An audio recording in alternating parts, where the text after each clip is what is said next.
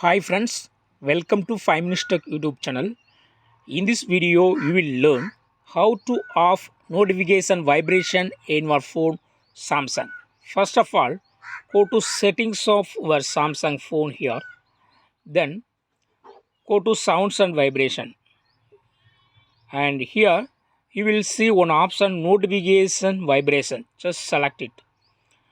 As of now, notification vibration is set to heartbeat. So you will get vibration when you get notification. Okay, you will experience vibration when you receive notification.